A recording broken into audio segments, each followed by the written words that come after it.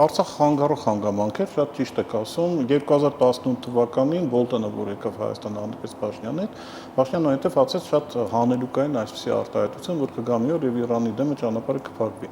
Հիմա տեսեք, որպեսզի Իրանի դեմը ճանապարհը փակվեր, առնվազն պետք է Իրանը սահման չունենար նաեւ Արցախի հարավային Արցախի հետ, հա, եւ որպեսզի այդ Զանգեզուրի Միջանցքի գաղափարը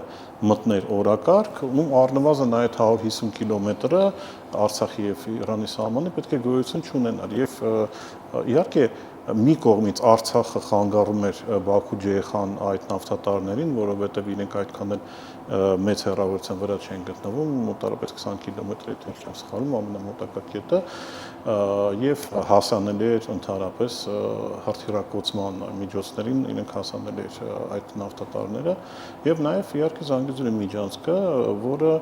կրկին խափանում էր Արցախի գոյությունը, երբ որ արցախցիները ասում են, որ մենք բրոնեժիլետ ենք Հայաստանի համար, իրենք ճիշտ են ասում, որովհետև երբ որ Արցախը արդեն գոյություն չունեցավ, միանգամից անցան այդ Զանգեզուրի Միջանցքի հարցին, որովհետև էլի խանգարող հանգամանք չկար եւ այդ Բոլտոնի ասածը Փաշինյանի շուրթերով, որ Իրանի դեմ ճանապարհը մի օր փակվել է, փաստացի դա Տրամպի ճանապարհն է, որը եթե այնպես իրագործվի, ինչպես նախագծված է, ապա դա իհարկե ուրեմն իրոք Իրանի դեմը կփակի եւ մյուս կողմից նաեւ պետք է հաշվի առնենք, որ Արցախի գոյություն չունենալը նաեւ Թուրքիայի եւ Ադրբեջանին հատկապես շունչ տվեց, որովհետեւ այլևս Ադրբեջանի վրա ազդելու գործիք Ռուսաստանը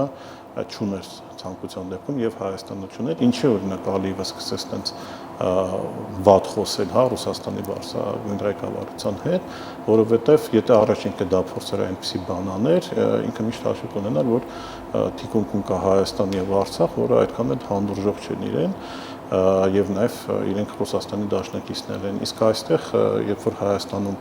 պրո-թուրքական իշխանությունն է, իսկ Արցախը գոյություն չունի, ապա ինչի ոչ կարելի է նաեւ վատ լեզվով խոսել Ռուսաստանի ղեկավարության հետ։